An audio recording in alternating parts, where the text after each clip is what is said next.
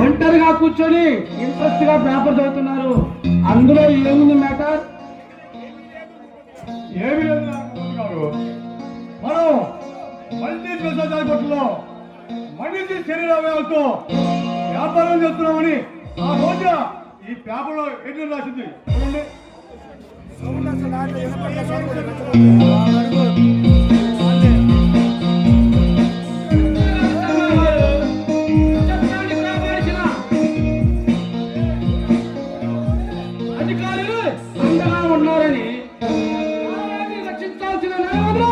అవినీతి పరులకు తోడుగా నిలిచారని రాసింది. దాన్ని ఇలాగ వదిలిపెడితే మీరు మీ పోలీస్ డిపార్ట్మెంట్ కు నేను నా న్యాయవాద వృత్తికి దూరం కావాల్సిందే.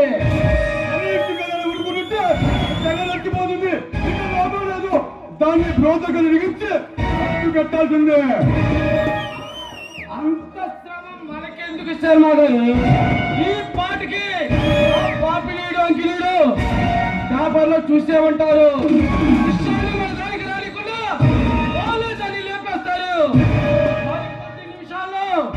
మనకి ఫోన్ చేస్తారు చూడండి.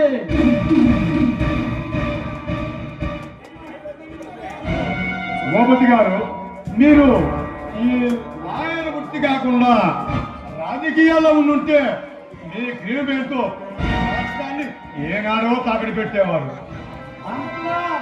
ఈ అభిమాన శర్మ గారు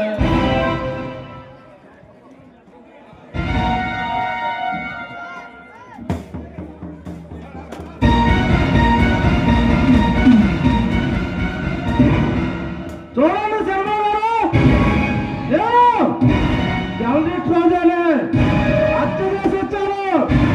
అక్కడ ఎస్పీ భరత్ చంద్ర నన్ను చూశాడు కనుక నేను తప్పించుకొని ఇలా వచ్చాను. ఏమిటి? ఆ ఎస్పీ పరిస్థితులు నువ్వు చూసాడా?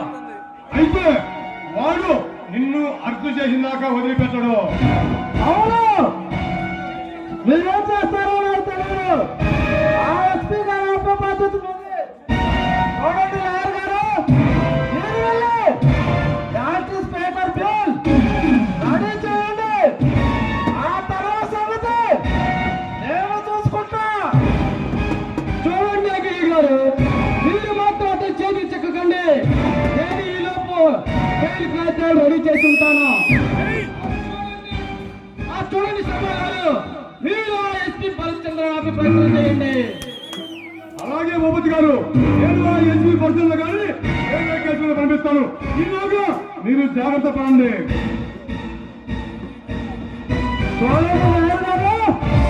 ఈ ఐదు గారు నమ్మటానికి వెళ్ళాను. ఎందుకంటే వీడు కూడా పోలీసుడే కదా. ఎంత మాట అన్నారండి శర్మ గారు. నేను మీ అన్నయ్య బాపినీడి గారి అండదండతో బతుకున్న వాళ్ళమే. మమ్మల్ని అనుమానిస్తే మీరు మీ అన్నయ్యని అవమానించినట్లు అవుతుంది.